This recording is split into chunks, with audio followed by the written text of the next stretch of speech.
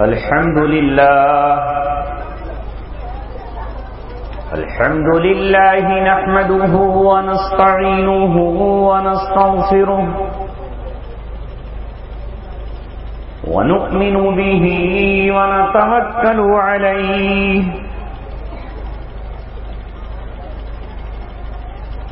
ونعوذ بالله من شرور أنفسنا ومن سيئات أعمالنا من يهده الله فلا مضل له ومن يضلله فلا هادي له ونشهد أن لا إله إلا الله وحده لا شريك له ونشهد أن سيدنا محمدا عبده ورسوله وصلى الله عليه وعلى آله وصحبه وسلم تسليما كثيرا كثيرا أما بعد قال الله تبارك وتعالى في كتابه الكريم ولا تهنوا ولا تحزنوا وأنتم الأعلون إن كنتم مؤمنين صدق الله العلي العظيم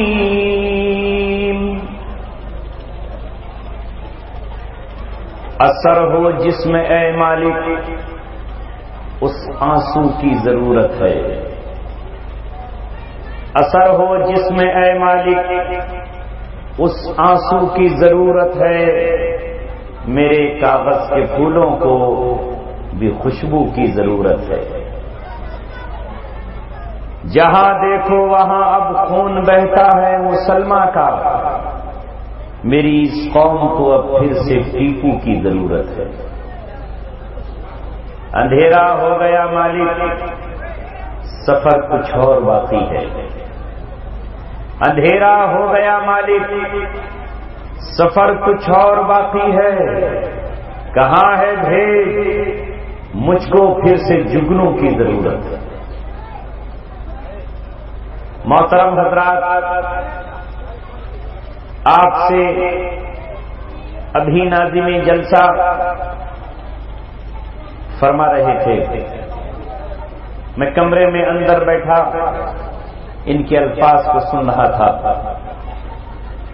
مجھ جیسے لوگوں کے لیے یہ آپ کو بتا رہے تھے کہ ہم لوگوں کی ان مہینوں میں سکھ کہیں ہے، شام کہیں، دن کہیں ہوتا ہے تو رات کہیں، آخر کیوں؟ الطاف ضیاء نے بڑی پیاری بات کہی ہے، میں رات کے لشکر سے اکیلا ہی لڑوں گا، میں رات کے لشکر سے اکیلا ہی لڑوں گا، سایہ بھی میرا ساتھ دینے سے انکار کرے گا۔ اور یہ بات، یہ فکر مجھے چین سے سونے نہیں دیتی، اب کون میری قوم کو بیدار کرے گا؟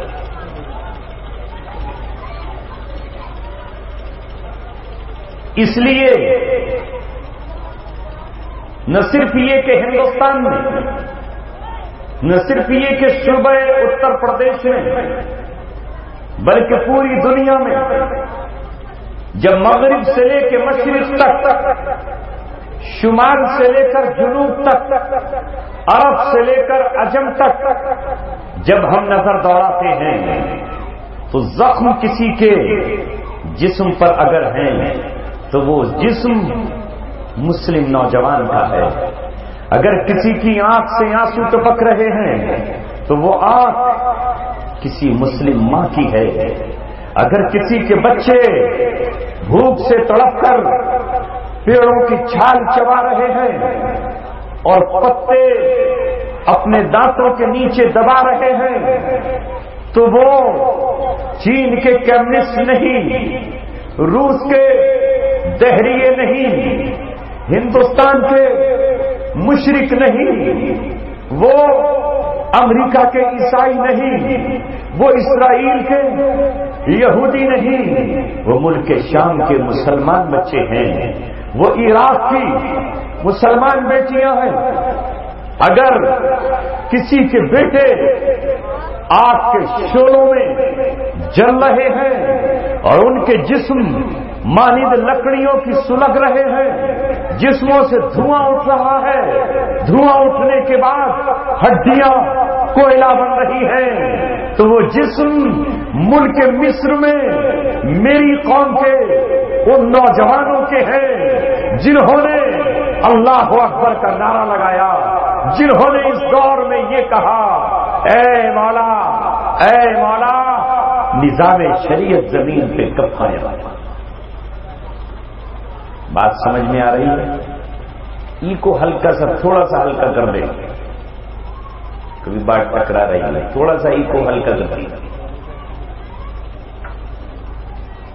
آواز نہیں ایکو کو کہہ رہا ہوں، کیونکہ گانا جب گایا جائے تو ایکو جتنا اچھا زور سے ہو اتنا اچھا ہے، لیکن یہ تقریر ہے، پھر یہ ریکارڈ ہو رہی ہے، پھر یہ نیٹ پر جائے گی، یوٹیوب پر پڑھے گی، پھر آپ کے گاؤں اورنگ آباد کا تذکرہ دنیا کے مختلف شہروں میں ہوگا۔ اے میرے بچوں، چونکہ آج کا دور نیٹ کا دور ہے، آج کا دور ٹیکنالوجی کا دور ہے، آج کا دور موبائل اور سوشل میڈیا کا دور ہے۔ آپ دیکھ رہے ہیں دنیا میں جو کچھ ہو رہا ہے، میں وہی آپ سے عرض کرنے کے لیے حاضر ہوا ہوں۔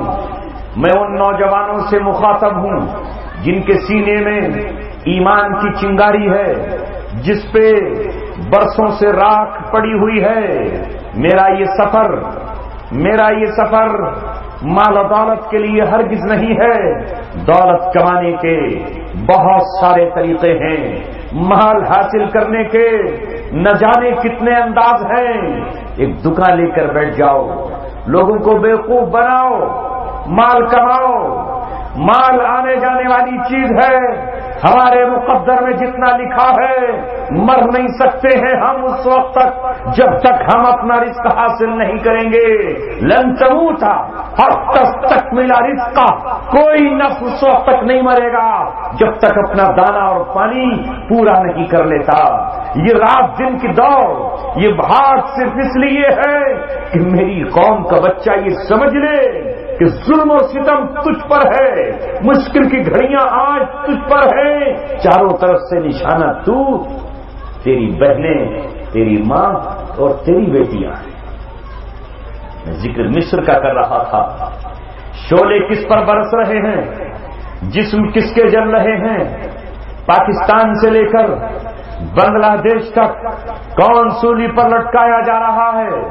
وہی نا جو آج یہ کہہ رہے ہیں، اے دنیا والوں، وہ قانون جو 1450 برس پہلے قرآن کی شکل میں آیا، وہی مسائل کا حل ہے، جس میں عورت کے سر پہ غیرت کا، حیا کا، شرم کا دوپٹہ ڈالنے کا حکم آیا ہے، اور قرآن نے کہا ہے وَقُلْ لِلْمُؤْمِنَاتِ يَغْضُضْنَ مِنْ أَبْصَارِهِنَّ وَيَحْفَظْنَ فُرُوجَهُنَّ وَلَا يُبْدِينَ زِينَتَهُنَّ۔ عورتوں کو حکم دیا گیا وہ اپنی نظروں کو نیچا رکھیں، وہ اپنی زینت کو ظاہر نہ کریں۔ اس کے بالمقابل عیسائیوں نے کہا کہ عورت تن پہ کپڑے نہ پہنے، وہ چادر سے اپنے آپ کو نہ ڈھانپے، وہ دوپٹے سے نفرت کرے، وہ اپنے جسم کو سمندروں کے کناروں پر برہنہ کر دے، وہ لباس سے نفرت کرے۔ انہوں نے اجتماعی نائٹ کلب بنائے، اور جہاں زناکاریوں میں انہوں نے قوم لوط کو بھی پیچھے چھوڑ دیا۔ جب ہمارے چند نوجوانوں نے عراق میں، صومالیہ میں، شیشان میں، افغانستان میں، ملک شام میں، یمن میں، لیبیا میں اس کی مخالفت کی اور یہ کہا کہ ہمارا رب ہم سے یہ کہتا ہے بہن دوپٹہ اوڑھ کے باہر نکلے، ماں حیا کی چادر میں لپٹ کر بازار جائے، زنا نہیں ہونے دیں گے، زنا کو روک کر دم لیں گے، یہ ناچ اور گانے کی منڈیاں بند کر ڈالیں گے، ہم کبھی سمجھوتا نہیں کریں گے، تو انہیں دہشت گرد قرار دیا گیا، ان کا نام آتنکوادی رکھ دیا گیا، ان کا نام فنڈامنٹلسٹ رکھ دیا گیا۔ بنگلہ دیش کی حکومت انہیں پھانسیوں پر چڑھا رہی ہے۔ پاکستان کی حکومت نے جو ہتھیار امریکہ سے خریدے تھے وہ ہتھیار یہودیوں کے خلاف استعمال نہیں ہوئے، وہ ہتھیار آج میں بتا رہا ہوں نوجوانوں آپ کو، وہ ہتھیار وزیرستان کے مسلم نوجوانوں کے خلاف استعمال ہو رہے ہیں، اور بم ان مدرسوں پر گر رہے ہیں جہاں معصوم بچے بیٹھ کر اللہ کی کتاب پڑھ رہے ہیں۔ آج ان حالات میں مسلمان آ گئے، رات دن یہی تباہی و بربادی ہے، مگر کوئی غم نہیں، اسلام پر ایک جان نہیں، 100 جانیں نچھاور ہیں۔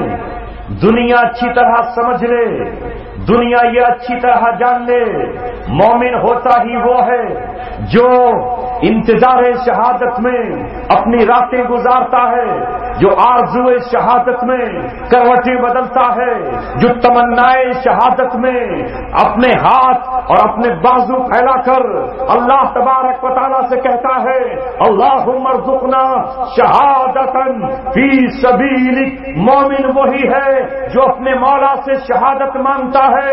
یہی ہمارے نبی کی آرزو تھی، یہی آرزو عمر ابن خطاب کے دل میں مچلتی رہی، یہی تمنا عثمان کے دل میں موج مارتی رہی، یہی تمنا حضرت علی کے سینے میں جوش مارتی رہی، یہی تمنا حضرت حسین اور ان کی اولادوں کو کربلا کے میدان میں لے آئی، یہی تمنا جعفر طیار کے سینے میں ابھر رہی تھی تو انہیں غزوہ موسیٰ میں لے گئی۔ اللہ اکبر، یہی وہ تمنا ہے جو ہمارے اکابر کے سینوں میں جگمگا رہی تھی۔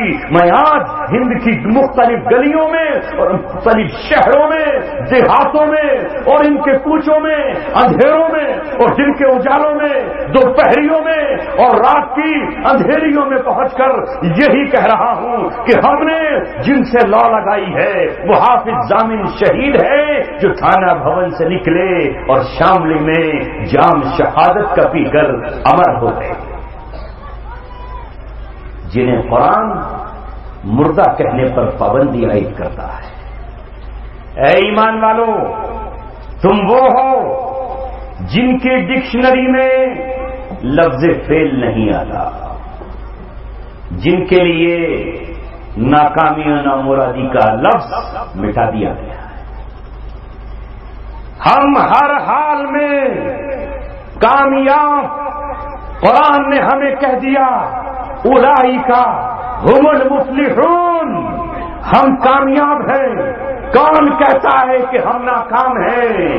جس دن ہم مرتے ہیں وہ ہماری کامیابی کا دن ہوتا ہے، جس دن ہماری بیوی اپنی چوڑیاں اتار کر روتی ہوتی ہے اس دن جنت کی حور یہ کہتی ہے اے دنیا کی بیوی، تجھے اس شوہر نے چھوڑا ہے، تو ناراض ہو جاتی تھی، آج تیرا شوہر ہماری باہوں میں آیا ہے، آج یہ ہمارے پاس آیا ہے، ہم کبھی اس سے ناراض نہیں ہوں گے، ہم اس سے کبھی نہیں روٹھیں گے۔ تو کبھی اس سے روٹ کر دوسرے کمرے میں چلی جاتی تھی، لیکن ہم اس کی وہ بیویاں ہیں، ہم اس کی وہ پاکیزہ حوریں ہیں جن پر کسی کی نظر نہیں پڑی ہے، ہم تو اس کی آس میں جیتے تھے، ہم اس کے لیے تڑپتے تھے، مگر جب تک اس کا تجھ سے نکاح تھا ہم سے نکاح حرام تھا، آج موت کے کڑوے گھونٹ کے بعد تیرا نکاح ٹوٹ گیا ہے، تو عدت میں ہے، تو غم منا رہی ہے اور ہمارا نکاح اللہ نے کر دیا ہے اور ہم خوشیاں منا رہے ہیں. غم نہ کر، تیرا شوہر تجھ سے بہتر بیوی پا چکا ہے، تجھ سے بہتر گھر پا چکا ہے، تجھ سے بہتر جنت پا چکا ہے. یہ ایسی جنت میں آ چکا ہے جس میں فنا نہیں ہے، جس میں جوانی کو زوال نہیں ہے، جس میں نعمت کا خاتمہ نہیں ہے. اللہ اکبر. موت ہمارے لیے کامیابی کا دن ہے. قد افلح من تزکا. قرآن نے کہا کہ وہ کامیاب ہو گیا جس نے اپنے دل کی صفائی کی. دل کو صاف کر لو. یہ سڑکیں اور نالیاں صاف کرنے سے کچھ نہیں ہوگا.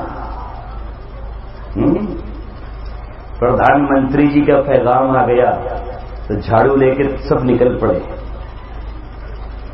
سڑکیں صاف کر لیں. دل کتنا گندا ہے. اسکولوں میں دوڑ پڑے سارے نیتا، سارے ابھینیتا سب جھاڑو لے کے دوڑ پڑے. آقا کا فرمان آ گیا، اس لیے سڑکیں صاف کر ڈالی. کیا ہوگا سڑک کو صاف کر کے؟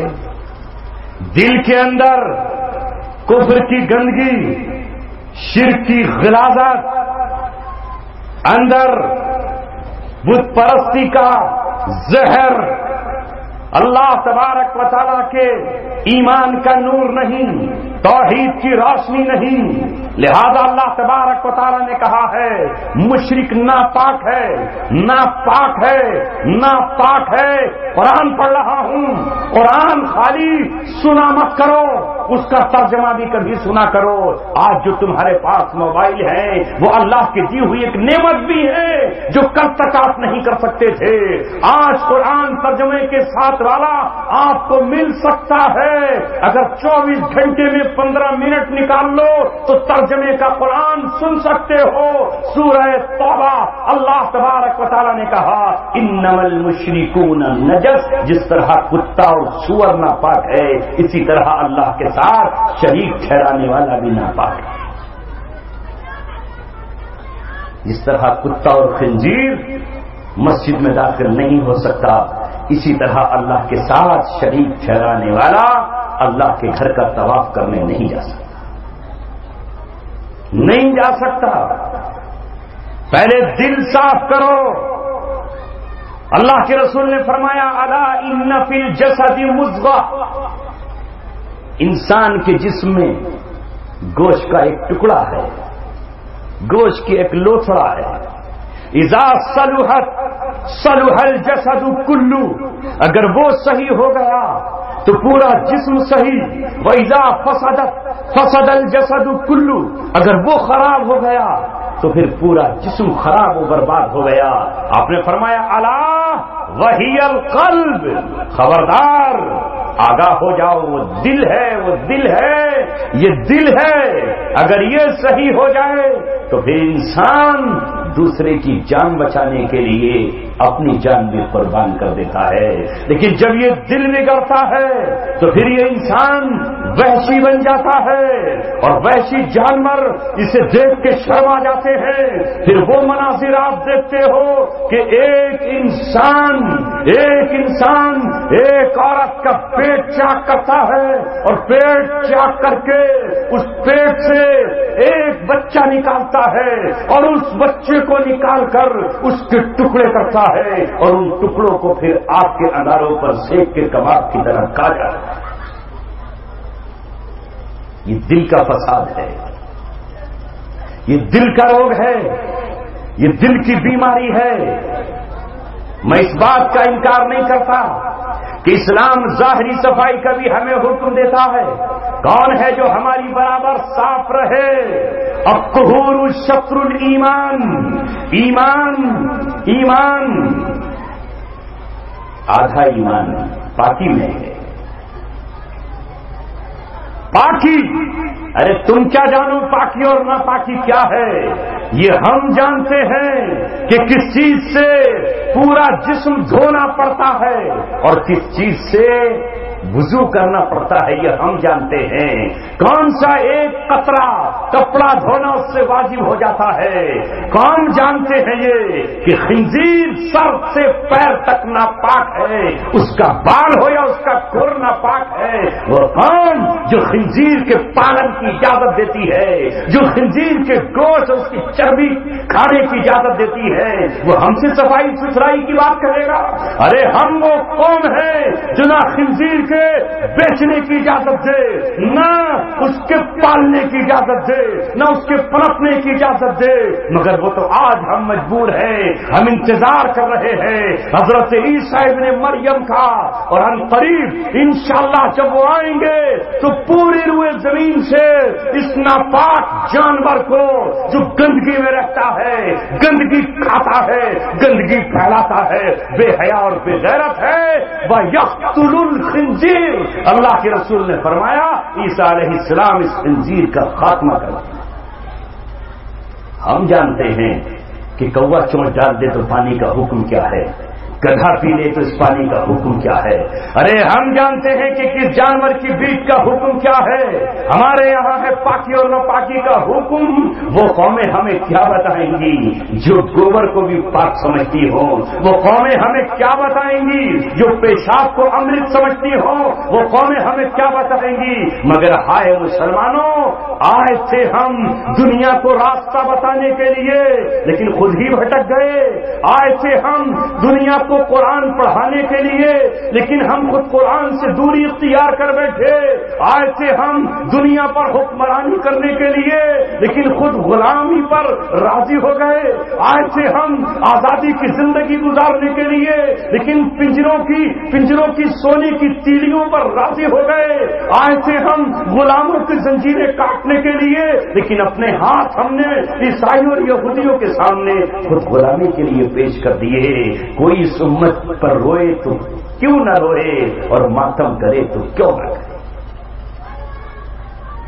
آج کے نوجوان کو کیا سمجھائیں, کیا بتائیں؟ الفاظ لکھے جا رہے ہیں. اس لیے دوستو, مدرسوں کی نسبت سے یہی علماء ہیں, یہی وہ حافظ ہیں جنہیں قرآن کی نسبت حاصل ہے, جنہوں نے قرآن کی بنیاد پر کہیں مکتب کھولا, کہیں کسی چھپر کے سائے میں, کسی ٹاٹ کے پردے کے نیچے قرآن پڑھانا شروع کر دیا.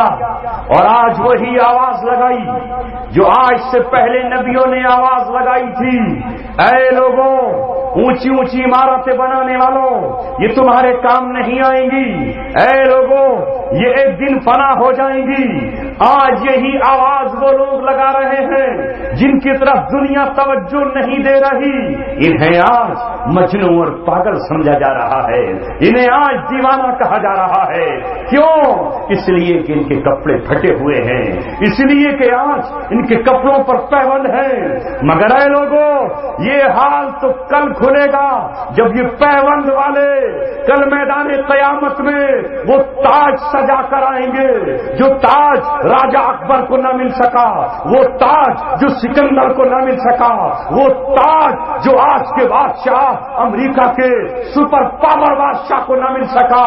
یہ حافظ قرآن جب تاج باندھ کر آئے گا تو جگمگا اٹھے گا پورا میدان محشر. اس کے تاج کا کیا عالم ہوگا جب اس کے باپ کو وہ تاج پہنایا جائے گا, ضوءہ احسن من ضوء الشمس, جس کے سامنے سورج نہ ٹک سکے گا. اس وقت اس کے باپ کی خوشی کا کیا عالم ہوگا, کیا عالم ہوگا. فیصلہ تو کامیابی کا اس دن ہوگا. آج کوئی حیثیت نہیں رکھتی ناکامی. آج کی کامیابی کچھ نہیں ہے. 4 دن کی چاندنی ہے, پھر اندھیری رات ہے. دنیا میں آئے حکمراں اور چلے گئے. کوئی سونے کے تخت میں کھا کر چلا گیا, کوئی سونے کے کنگن پہن کر چلا گیا, کوئی سونے کے تخت پہ سو کر چلا گیا, کوئی مخمل و حریر ریشم کے گدوں پر لیٹ کر چلا گیا, سنہری قالینوں پر سو کر چلا گیا, اور کوئی قید کی زندگی گزار کر آگ کے انگاروں پر لیٹ کر چلا گیا. مگر بتاؤ کامیابی کی ضمانت کسے ملی؟ وہ بلال جو ریت پہ لیٹا زبان پہ اللہ اکبر کا نعرہ تھا، وہ کامیاب نظر آیا جسے معراج کی رات محمد رسول اللہ نے جنت میں داخل ہوتے ہوئے دیکھا۔ ہاں ہاں وہ کامیاب نظر آیا جسے رسول اللہ نے جنت کے بالا خانوں میں دیکھا۔ وہ عمر جو اپنا قبیلہ چھوڑ کر آئے، جن کا محل محمد رسول اللہ نے جنت میں بنا ہوا دیکھا، وہ کامیاب ہوئے۔ میں اور آپ ساری دنیا کے مالک بن جائیں اور سب کچھ ہمیں مل جائے، لیکن جس دن موت آئے گی تو شداد کی طرح وہ جنت ہمارے کس کام ہے؟ اے نوجوانوں، اس فکر میں جیا کرو، سوچا کرو، یہ لہو اسلام کے کام آ جائے، آنکھ سے چھلکنے والا آنسو دین اسلام کے کام آ جائے، جوانی کا جوش اسلام کے کام آ جائے۔ آج ہم اس چوراہے پر کھڑے ہوئے ہیں جہاں ساری دنیا نے اتحاد کر لیا ہے اسلام کے خلاف اور ہمارے خلاف، اور چاروں طرف ایک ہمارے خلاف پروپیگنڈا کیا جا رہا ہے۔ دنیا مسکرا رہی ہے کہ ہم چند دنوں کے مہمان ہیں، مگر میں یہ بتا دوں کہ ہرگز نہیں، ہم ہیں تو بھی اسلام باقی ہے، ہم نہیں ہوں گے تب بھی اسلام باقی ہوگا۔ رہا ہماری موت کا مسئلہ تو وہ موت جسے مسلمان شہادت کہتے ہیں، تم جسے موت کہتے ہو، تم جسے کہتے ہو آج اتنے قتل کر دیے گئے، آج 17 مار دیے گئے، آج 50 مار دیے گئے، وہ مار نہیں دیے جاتے، وہ شہادت کا جام پیتے ہیں۔ یہ الگ بات ہے کہ کسی کو اس کی آرزو مسجد نبوی کے مصلی پر مل جاتی ہے۔ عمر ابن خطاب کی تمنا اس دن پوری ہوتی ہے جس دن وہ نماز فجر پڑھا رہے ہوتے ہیں، اور آستی میں خنجر لے کر ایک مجوسی، ایک ایران کا گنڈا، ایک ایران کا بدماش حضرت عمر کے پیٹ میں اور سینے میں، کلیجے میں اور دل میں خنجر چبوتا ہے۔ ایران کے مجوسی مسکراتے ہیں، عمر مارا گیا۔ آج تک پورا ایران حضرت عمر کے خلاف کھڑا ہوا ہے۔ سن لو مسلمانوں، یہ شیعہ وہ ہیں جو حضرت عمر سے نفرت کرتے ہیں اور حضرت عمر کے قاتل ابو لولو کو رضی اللہ عنہ کہتے ہیں، اس کے مزار پہ جا کے سجدہ کرتے ہیں، اسے بابا شجاع الدین کہتے ہیں۔ خوش ہو گئے، عمر دنیا سے ختم ہوئے۔ ارے تمہیں پتہ ہی کیا کہ عمر تو اس موت کی آرزو میں تھے کہ میں رسول اللہ کی نظروں کے سامنے، آپ کے گنبد خضرا کے سامنے، آپ کی مسجد کے سامنے مرغ بسمل کی طرح تڑپوں۔ کل جب میں اٹھوں تو میرے جسم سے خون کے دھارے بہ رہے ہوں، میرے جگر اور کلیجے سے خون نکل رہا ہو، خون کا ہر قطرہ یہ کہہ رہا ہو عمر مسجد نبوی کے مصلی پر شہید ہوا، اور اس نے تڑپ تڑپ کر جان دی۔ حضرت عمر کو اللہ کے رسول کا منبر نصیب ہوا، نماز کی حالت نصیب ہوئی، نماز فجر نصیب ہوئی، اسی تمنا میں عثمان جیتے تھے۔ اللہ اکبر۔ انہیں بھی مدینہ منورہ میں قرآن پڑھتے ہوئے جب ان کا سر کٹا، اور سر کٹ کے جب ان کا زمین پر گرا تو وہ قرآن پڑھ رہے تھے، زبان ان کی اس آیت کی تلاوت کر رہی تھی، فَسَيَكْفِيكَهُمُ اللَّهُ، اللہ تبارک و تعالیٰ ان قریب ان کو کافی ہو جائے گا۔ اللہ اکبر۔ وہاں مصلی گواہی دے گا، یہاں قرآن کی آیت گواہی دے گا۔ نعرہ تکبیر، نعرہ تکبیر۔ یہ سامنے کھڑے ہونے والے نعرہ لگائے، نعرہ تکبیر۔ حضرت مفتی عبدالسلیم صاحب، حضرت مفتی عبدالسلیم صاحب۔ میرا نام نہ لے کر اسلام زندہ باد کا نعرہ لگائیے، چونکہ ہم جیسے سب اسلام پر فدا ہونے کے لیے، ہم زندہ رہیں یا نہ رہیں، کوئی آرزو اور کوئی تمنا نہیں ہے۔ وقت سے پہلے موت نہیں آئے گی، اور جس دن آئے گی اس دن کوئی بچا نہیں پائے گا۔ ہم تو اللہ تبارک و تعالیٰ سے وہی دعا کرتے ہیں جو ہمارے نبی محمد رسول اللہ نے کی، اللہم احیینی سعیدا و امیتنی شہیدا۔ اے اللہ جب تک زندہ رہے تو سعادت کی زندگی نصیب فرمانا، نیک لوگوں کی زندگی، خوش بختی کی زندگی، نیک زندگی عطا فرمانا، جب موت عطا فرمانا تو شہادت کی عطا فرمانا۔ شہادت ہے مقصود و مطلوب مومن، نہ مال غنیمت نہ کسوہ کشائی۔ دنیا والوں یہ بھول جاؤ، جو مومن ہیں انہیں حکومت نہیں چاہیے، جو مومن ہیں انہیں زمین کے ٹکڑے نہیں چاہیے، وہ تو آرزو میں جیتے ہیں اس بات کی کہ ان کا دم اس حال میں نکلے کہ جو اللہ سے عہد وفا نبھایا تھا وہ پورا ہو، اس طرح کہ خون کا ہر قطرہ گواہی دے رہا ہو۔ چونکہ آج دنیا میں اسلام کے خلاف آواز اٹھ رہی ہے، اس لیے میں کہتا ہوں نعرہ لگانے والوں سے کسی بندے کا نام مت لیجیے، اسلام زندہ باد کے نعرے لگائیے۔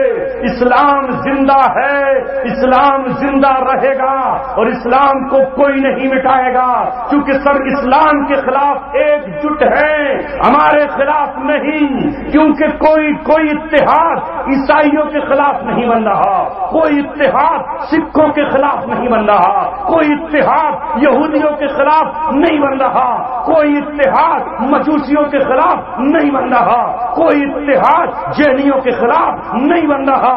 اگر دنیا میں میٹنگیں ہو رہی ہیں تو اسلام کے خلاف، لیکن یاد رکھو اسلام وہ قوت ہے، اسلام وہ طاقت ہے، اسلام وہ دین ہے، اس کو جتنا دبانے کی کوشش کرو گے اتنا ہی یہ ابھرے گا۔ یہ اس طرح ہے جس طرح پیڑ کی ڈال کو جتنا نیچے کھینچو گے جس دن چھوڑو گے اتنی ہی اوپر کو اچھال لے گی۔ مذہب اسلام، مذہب اسلام، نعرہ تکبیر۔ ہر حال میں یہ عہد کرو اسلام پر زندہ رہیں گے اور اسلام پر ہی جان دیں گے۔ اللہ تبارک و تعالی جب قبول کرنے پر آتا ہے تو وہ قبول فرما لیتا ہے، وہ سب کو قبول نہیں کرتا۔ قابیل بھی اپنی نظر و نیاز لے کر آیا اور حابیل بھی لے کر آئے، لیکن قابیل کی نظر و نیاز میں کھوٹ تھی، نیت صاف نہ تھی، گلے سڑے گیہوں لے آیا، گھنی ہوئی جو لے کر چلا آیا اور اللہ تبارک و تعالیٰ کے نام کر دی۔ لیکن جب حابیل قربانی دینے کے لیے آئے تو عمدہ قسم کا، موٹا تازہ جید قسم کا مینڈھا تلاش کر کے لائے۔ اللہ تعالیٰ ردی مال کو قبول نہیں کرتا، اللہ تبارک و تعالیٰ ناپاک اور حرام کو قبول نہیں کرتا۔ جو سکہ مارکیٹ میں نہ چلتا ہو اللہ اسے قبول نہیں کرتا۔ اللہ بڑا غیرت مند ہے، اللہ بڑا غیور ہے، اللہ بڑا بے نیاز ہے، اللہ تبارک و تعالیٰ غنی ہے۔ قابیل کی قربانی جو دینے آیا تھا دل میں اس کے کھوٹ تھی، وہی پڑی رہ گئی اور حابیل کی قربانی قبول کر لی۔ حابیل شہادت کا جام پی گئے اور قابیل پہلا اپنے بھائی کا قاتل بن گیا۔ قیامت تک جتنے قتل ہوں گے ہر قتل کا گناہ قابیل کی گردن پر جائے گا، کیونکہ اسی نے قتل کی بنیاد ڈالی۔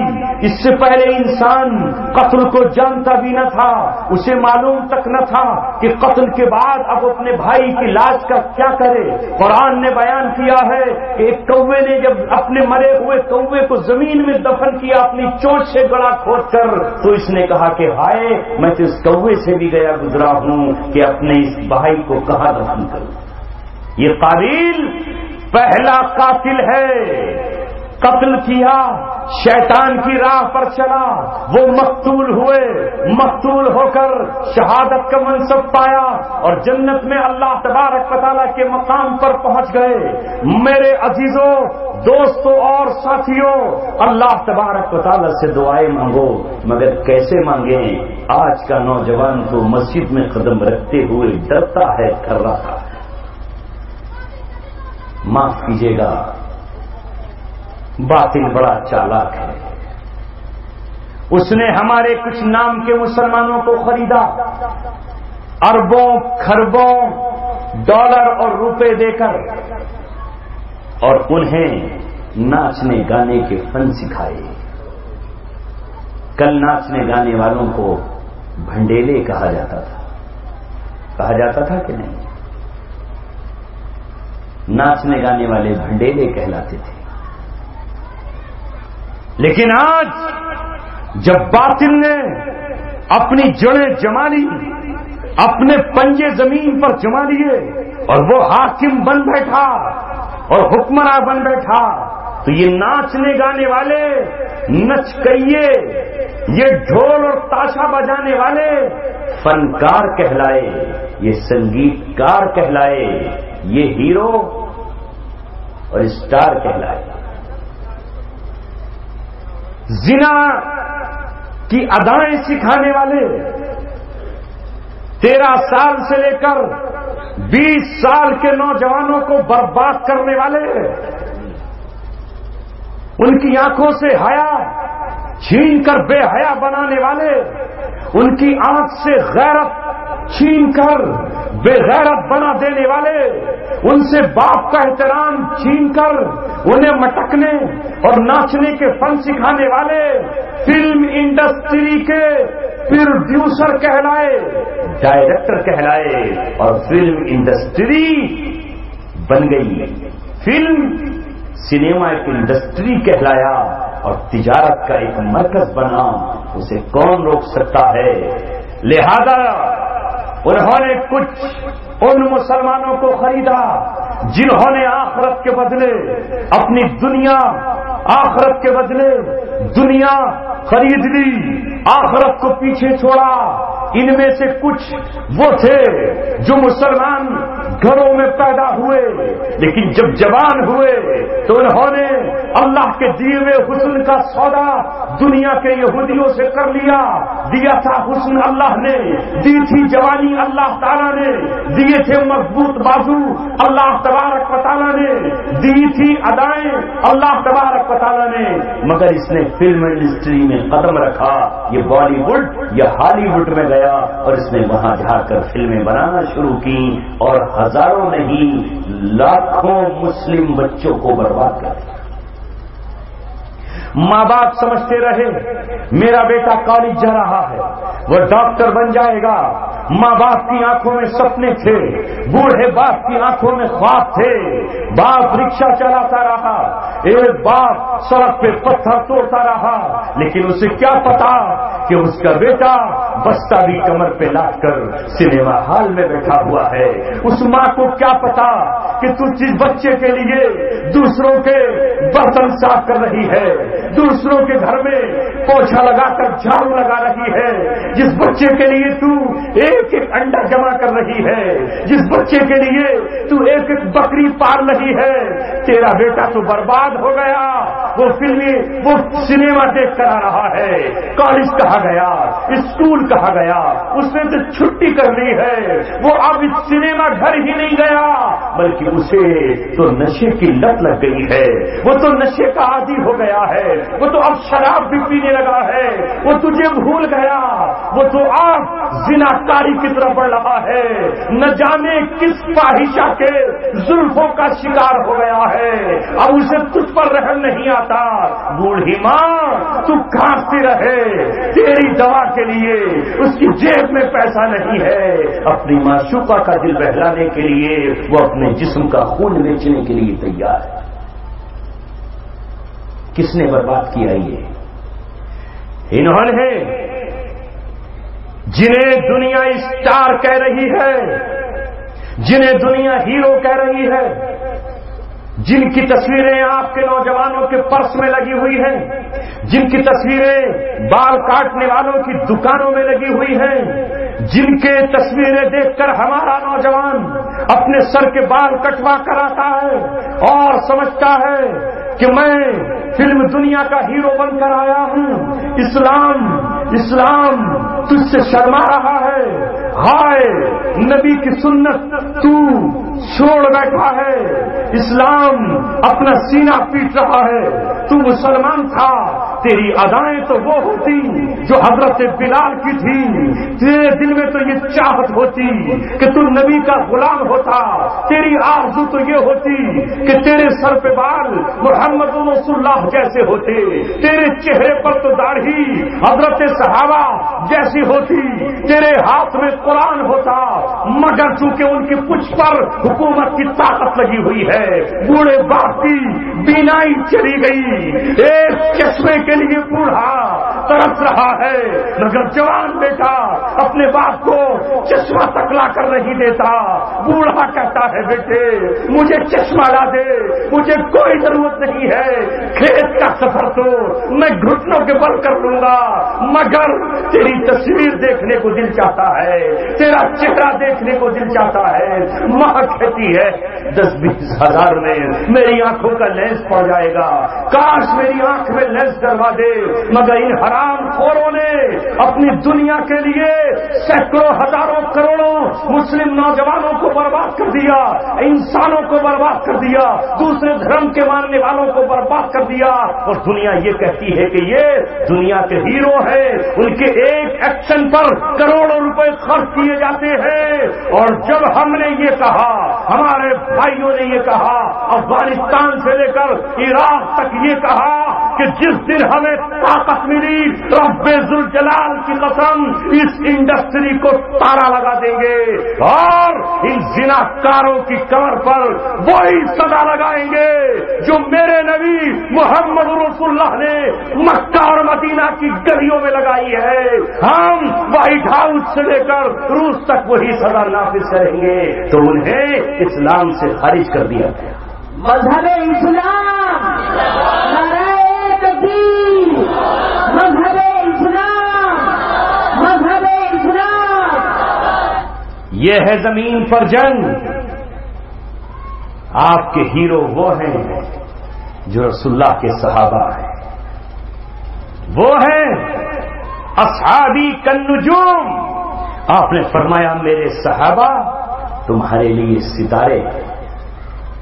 صحابہ ستارے ہیں، جس طرح جنگلوں میں ستاروں کو دیکھ کے روشنی حاصل کی جاتی ہے، سمندروں میں ستاروں کو دیکھ کر کشتیاں چلائی جاتی، اس طرح صحابہ کی زندگی دیکھ کر آپ اپنی دنیا کی کشتی چلانا اور جنت تک پہنچ جانا۔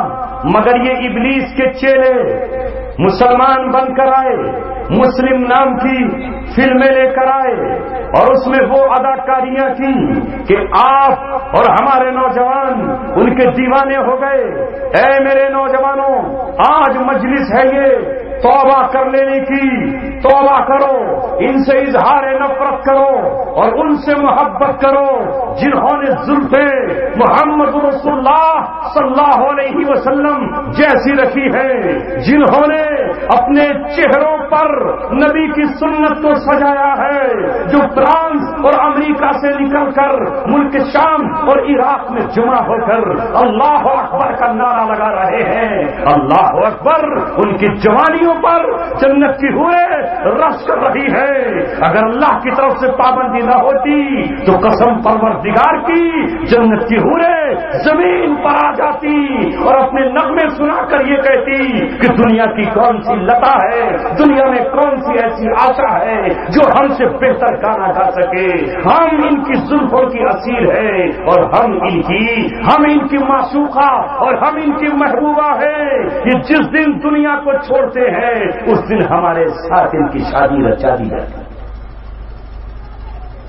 یہ 4 دن کی دنیا کے لیے مت فدا ہو، موبائلوں سے ان کی تصویریں ڈیلیٹ کر دو، گانے ڈیلیٹ کرو، سنو اپنے نبی کی شان میں وہ نعت جو شعرا پڑھ رہے ہیں، کل کے ہوں یا آج کے ہوں، سنو وہ قرآن جو اللہ تعالیٰ نے آپ کے دلوں کا زن دور کرنے کے لیے اتارا ہے۔ ہندوستان میں بسنے والے مسلمانوں، کل آپ کی تعداد اتنی نہ تھی، جب تعداد آپ کی تھوڑی تھی، لیکن آپ قرآن سے جڑے ہوئے تھے، قرآن کی آیتوں پر عمل کرتے تھے۔ اب تو قرآن آپ نے طاقوں میں سجا کے رکھ دیا ہے، اب تو قرآن ہم نے مول تول، اللہ معاف کرے، قرآن کو ہم نے بیچنا شروع کر دیا ہے، تجارت قرآن کی ہم نے شروع کر دی ہے۔ جب ہم قرآن کی آیت پر عمل کرتے تھے، قرآن کی آیت پر عمل کرتے تھے، تعداد ہماری تھوڑی تھی تو ہم نے اس ملک کو کنٹرول کیا تھا۔ اس وقت ہمارے عروج کا عالم یہ تھا کہ ہم قطب مینار تعمیر کر رہے تھے۔ آج دلی میں چلنے والی میٹرو کے ٹکٹ پر بنا ہوا قطب مینار، میٹرو کے ٹکٹ پر قطب مینار کی تصویر تمہاری تاریخ کی گواہی دیتی ہے، تمہاری بلندیوں کا اعلان کرتی ہے، لیکن قطب مینار روتا ہے۔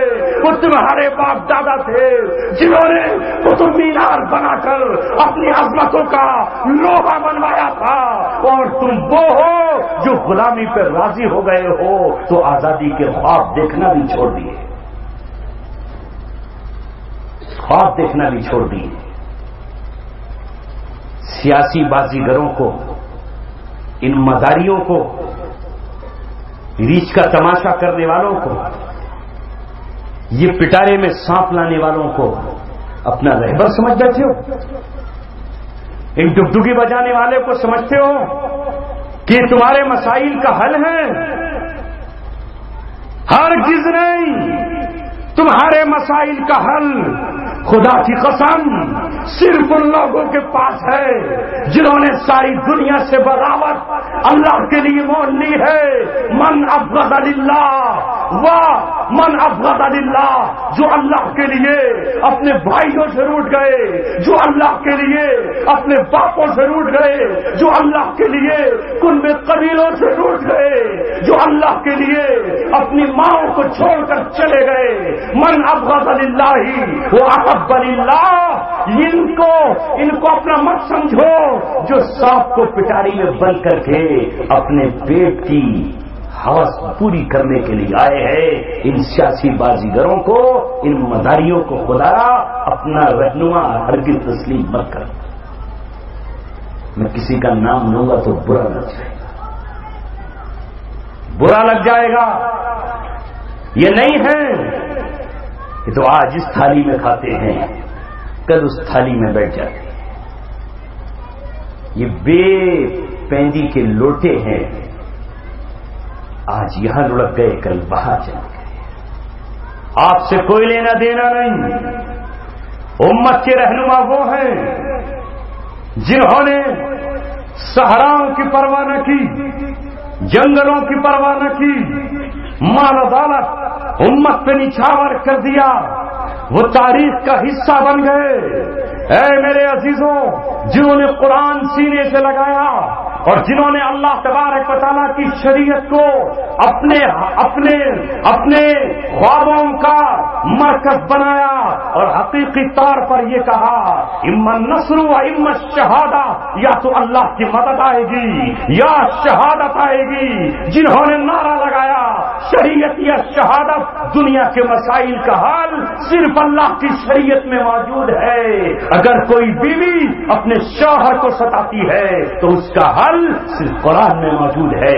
اگر شوہر اپنی بیوی پہ ظلم کرتا ہے تو اس کا حل قرآن میں موجود ہے۔ اگر پڑوسی کو ستاتا ہے تو اس کا حل قرآن میں موجود ہے۔ کل جب تم تعداد میں تھوڑے تھے مگر قرآن پر عمل کرتے تھے، قرآن کی آیت نمبر 60 سورہ انفال علماء کی موجودگی پڑھو، جب قرآن پر ہم اس پہ عمل کرتے تھے اللہ نے کہا وَأَعِدُّوا لَهُمْ مَا اسْتَطَعْتُم مِّن قُوَّةٍ، اگر دشمن ہتھیار اکٹھے کر رہا ہے، طاقت اکٹھی کر رہا ہے، قوت جمع کر رہا ہے، تو تم بھی قوت جمع کرو۔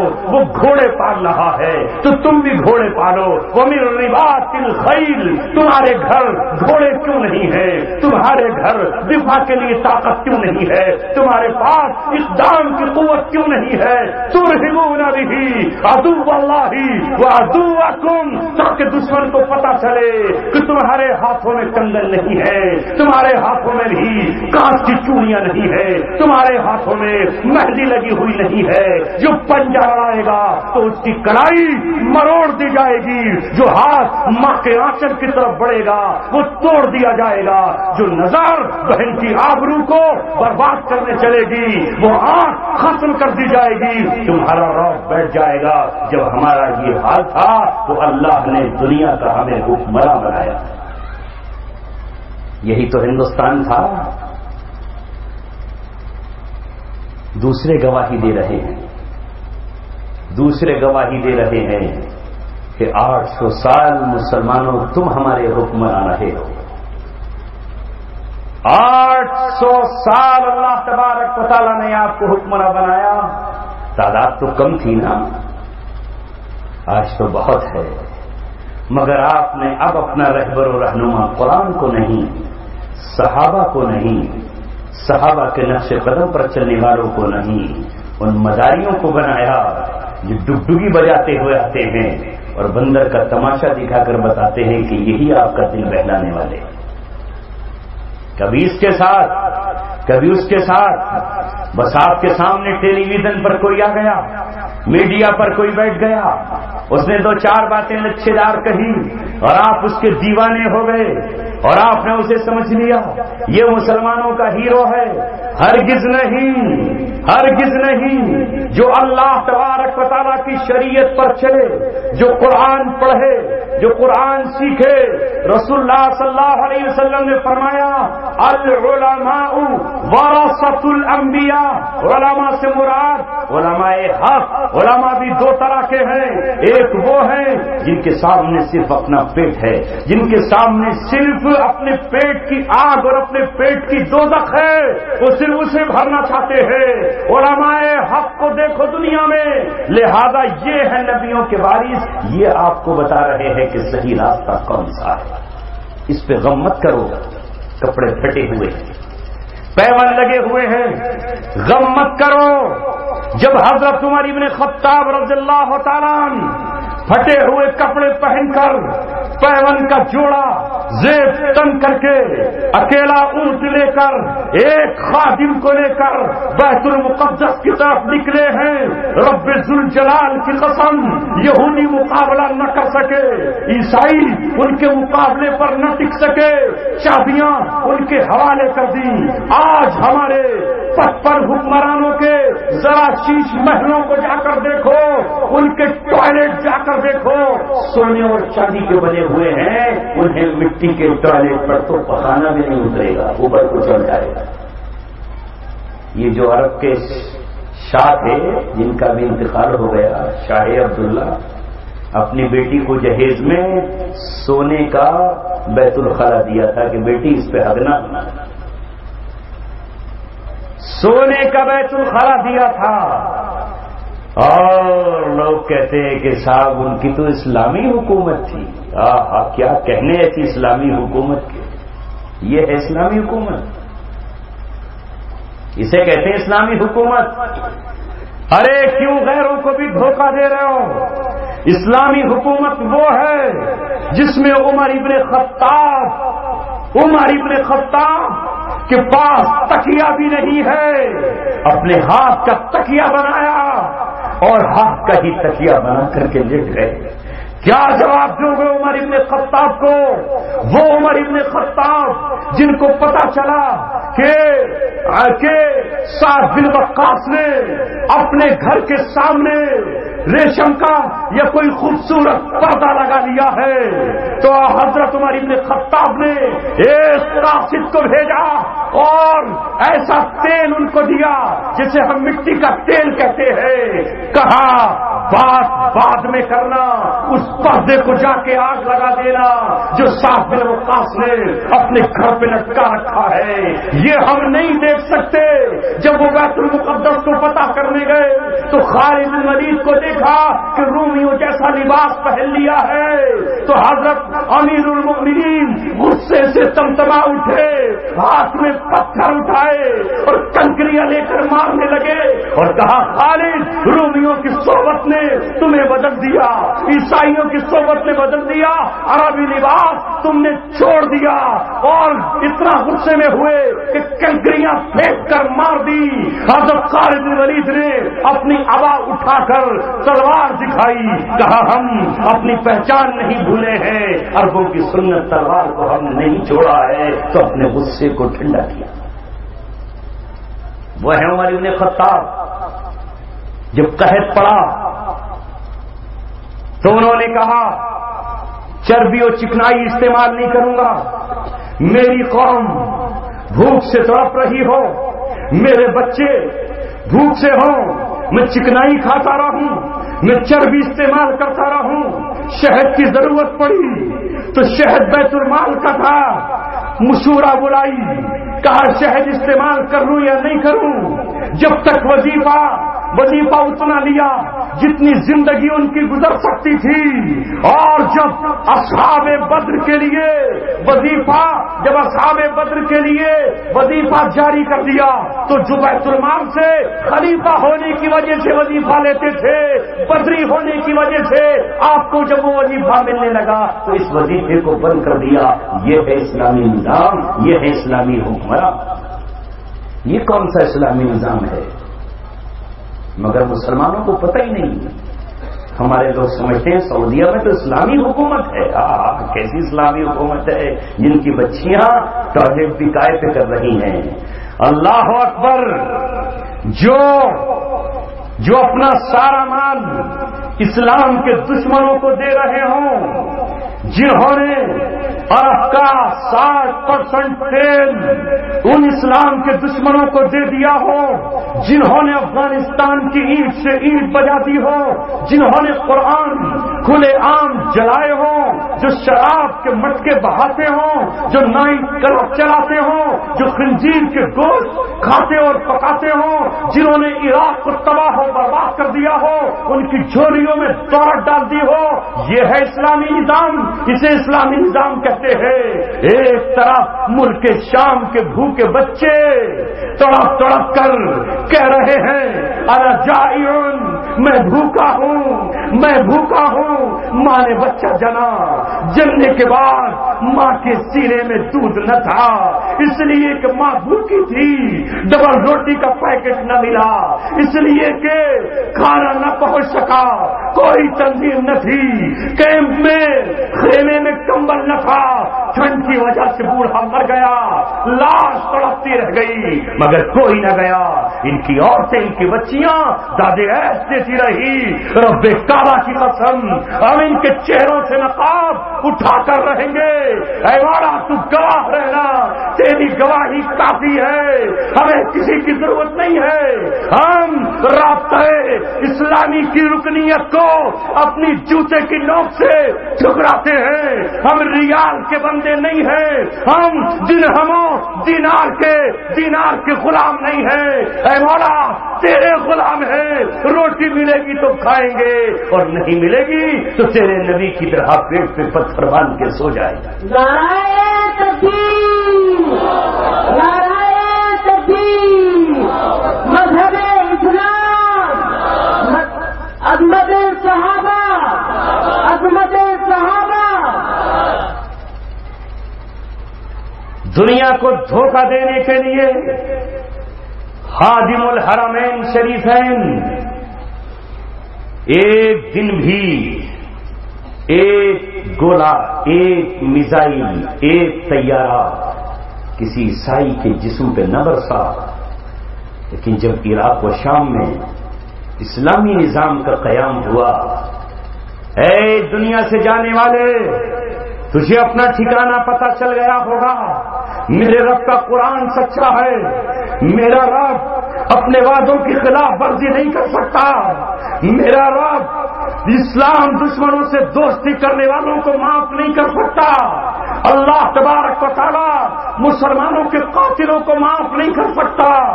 جب انہوں نے خون کے دریا سے گزر کر جب اسلام کے جھنڈوں کو بلند کیا اور اس قابل ہوئے کہ امت کا وہ فریضہ جو 90 سال سے ٹوٹا ہوا تھا، یہ امت یتیمی کی زندگی گزار رہی تھی، ان کا کوئی امیر نہیں تھا، یہ امت بن امیر کے تھی، یہ امت بن خلیفہ کے تھی، یہ امت بن والی کے تھی، امت کی بیواؤں کی طرف سے کوئی امیر نہ تھا۔ جب انہوں نے خلیفہ کا اعلان کیا اور کہا دنیا والوں اب تمہارا خلیفہ چن لیا گیا ہے، تو تائید کے بجائے تم نے کہا نہیں، ان کے خلاف فتوے دو، یہاں تک کہ مسجد نبوی کے امام سے لے کر حرم کے امام کو مجبور کر دیا گیا، سعودیہ کے ہر امام کو پابند کیا گیا، ان کے خلاف فتوا دو، یہ اسلام سے خارج ہے، یہ خارجی ہے، یہ اسلام دشمن ہے، اگر نہیں دو گے یہ خطبہ تو تمہارا سر قلم کر دیا جائے گا، تمہیں جیل کی سلاخوں میں ٹھونس دیا جائے گا۔ لیکن یاد رکھو تمہارا یہ فرمان اس سرزمین پہ چل سکتا ہے، ہم تمہاری سرحدوں میں نہیں رہتے۔ اللہ تبارک و تعالیٰ نے اسی دن کے لیے ہمیں تمہاری غلامی میں پیدا نہیں کیا، تم دنیا چھوڑ کے جا چکے ہو اور اب تمہارا حساب و کتاب اللہ اور ان کے درمیان ہے۔ اللہ تبارک و تعالیٰ نے جب اپنے نبی کی سفارش عبداللہ بن ابی کے بارے میں نہ مانی اور کہہ دیا میرے محبوب دعا کرنے کی ضرورت نہیں ہے، یہ یہودیوں سے دوستی نبھاتا تھا، تجھ سے بھی محبت کی دعوے داری کرتا تھا، مگر اس کے دل میں نفاق تھا، یہ یہودیوں سے خوف زدہ تھا کہ یہودی ناراض نہ ہو جائے، یہ مکہ کے کافروں کو راضی کرتا تھا، میں اسے معاف نہیں کروں گا۔ ان المنافقین فی الدرک الاسفل من النار، جبکہ عبداللہ بن ابی نے محمد رسول اللہ کے خلاف ایک دن بھی تلوار نہ اٹھائی، اس نے ایک دن بھی کسی مسلمان کو قتل نہ کیا، اس نے کسی دن بھی یہودیوں کی صف میں کھڑے ہو کر ان کی تعداد کو نہ بڑھایا، مگر تم نے تو یہ کہا کہ جلد سے جلد ان مسلمانوں کے قافلوں کو روک دو، اگر تم نے نہیں مٹایا تو یہ یورپ پہنچ جائیں گے، یہ مکہ اور مدینہ فتح کر لیں گے۔ لیکن اللہ تعالیٰ نے کہا کہ ہم تمہیں بہت جلد بلانے والے ہیں، چلے گئے دنیا سے۔ وہ جنہوں نے اسلام کے پرچم تھامے وہ آج بھی زندہ ہیں۔ میرے دوستو عزیزو، حق ہے، اسے کوئی نہیں مٹا سکتا۔ آپ حق کا ساتھ دیجئے، حق کے ساتھ ہو جائیے، چاہے سارا زمانہ آپ کے مخالف ہو۔ میں نے قرآن کی ایک آیت پڑھی تھی، اللہ آپ سے کہہ رہا ہے، بات اسلام کی تو ہے ہی بلندی کی، اللہ نے تم سے کہا وَأَنْتُمُ الْأَعْلَوْنَ وَلَا تَهِنُوا۔ وہن کے معنی آتے ہیں بزدلی کے، وہن موت کے ڈر کو کہتے ہیں، ایسا نہ ہو جائے، ویسا نہ ہو جائے، یہ نہ ہو جائے، وہ نہ ہو جائے۔ وَلَا تَهِنُوا، بزدلی مت دکھاؤ، وَلَا تَحْزَنُوا، غم مت کرو۔ یہ آیت اتری ہے جب 70 صحابہ احد کے میدان میں کٹ گئے۔ 70 صحابہ کی شہادت جانتے ہو اس وقت روئے زمین کے 70 کتنے ہوتے تھے؟ 700 نکلے تھے، 10% اس میں سے کٹ گئے، 10%، 10% کٹ گئے، قتل ہو گئے۔ 700 میں سے 70۔ تب اللہ نے کہا کہ ان کا غم مت کرو، ولا تہنوا، کمزوری مت دکھاؤ، بزدلی مت دکھاؤ، غم مت کرو۔ یہ نہیں کہا اللہ تعالیٰ نے کہ اب ابو سفیان کے سامنے جاؤ اور ہاتھ جوڑ لو، کہہ رہے بھیا معاف کر دے، آئندہ نہیں بولیں گے کچھ بھی۔ نہیں کہا اللہ تبارک و تعالیٰ نے کہ اس سے یکجہتی کی پینگے بڑھاؤ، نہیں کہا اللہ تعالیٰ نے میرے محمد جاؤ ابو سفیان سے معافی مانگ لو کہ بھیا آئندہ مت آنا، غلط فہمی دور کر لے، ہم تیرے خلاف نہیں۔ نہیں، اللہ تعالیٰ نے کہا غم مت کرو، بزدلی مت دکھاؤ، وانتم الاعلون، تم ہی اونچے رہو گے، تم ہی بلند رہو گے، تم ہی سر بلند رہو گے، تمہارا ہی سر اونچا رہے گا۔ ان کنتم مومنین، اگر تم مومن ہو، ان کے پاس کتنی ہی طاقت کیوں نہ ہو، وہ ناک رگڑتے ہوئے، وہ سر جھکاتے ہوئے تمہاری چوکھٹ پر آئیں گے۔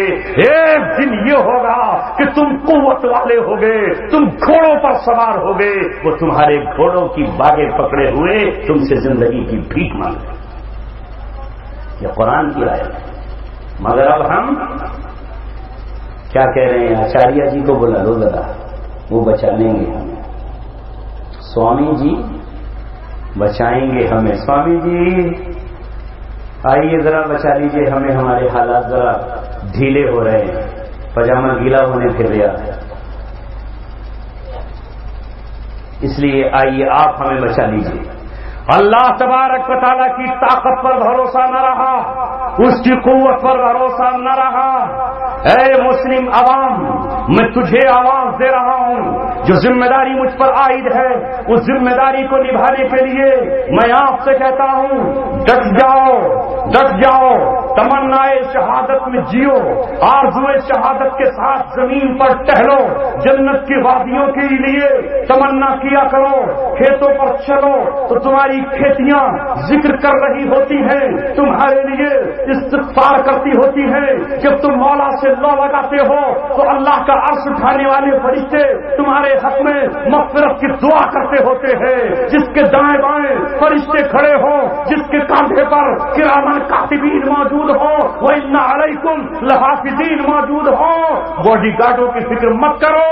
موت جس کی سمندر میں لکھی ہے تو سمندر میں آئے گی، اور جس کی فضا میں لکھی ہے تو اس کی فضا میں آئے گی، اور جس کی موت زمین پر لکھی ہے تو زمین پر موت آئے گی، جس کی زہر سے لکھی ہے تو زہر سے آئے گی، اور جس کی موت بجلی سے لکھی ہے تو کرنٹ کے ذریعے آئے گی، جس کی تلوار سے لکھی ہے تو تلوار سے آئے گی۔ موت سے آنکھیں اڑانا سیکھو، اس سے پنجہ لانا سیکھو۔ جو موت سے ڈرتے ہیں موت ان کا پیچھا کرتی ہے، اور جو موت کے پیچھے دوڑتے ہیں موت ان سے گھبرا کے بات کرتا ہے۔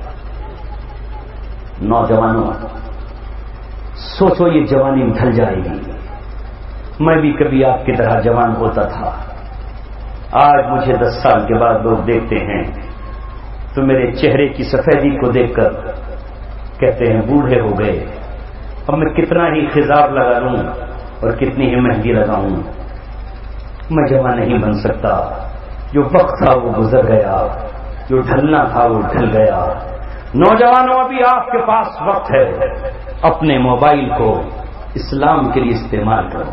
میں خوش ہوتا ہوں نوجوانوں سے، الحمدللہ جو آج میری تقریر یا اور حق پرست علماء کی تقریروں کو سنتے ہیں، ایک دوسرے کو فارورڈ کر دیتے ہیں۔ اللہ اکبر! بنایا تو تھا یہ موبائل باطل نے بے حیائی پھیلانے کے لیے، بنایا تو تھا یہ ہمیں ڈرانے کے لیے، مگر امت کے نوجوانوں نے اس موبائل کو، سوشل میڈیا کو ذریعہ بنا دیا اسلام کی پھیلانے کا، اسلام کی قوت اور طاقت کا، اور اسلام کی قوت اور طاقت کا ذریعہ بنا کر یہ کہا کہ ہمیں اپنے طیاروں سے، جنگی جہازوں سے، جیٹ طیاروں سے ڈرانے والوں، یہ وہ قوم ہے جو کسی سے نہیں ڈرتی سوائے اللہ تبارک و تعالیٰ۔ فیس بک کا صحیح استعمال بھی ہے، غلط بھی ہے، سوشل میڈیا کا صحیح استعمال بھی ہے، غلط بھی ہے۔ میں نے دوپہر ایک مقام پر کہا متحد ہو جاؤ، آج بھی ٹوٹے ہوئے ہیں، ایک ادارہ دوسرے ادارے کا کمپٹیٹر بنا ہوا ہے، ایک گاؤں میں کئی کئی پارٹیاں ہیں، آپس میں لڑ رہے ہیں، جھگڑ رہے ہیں۔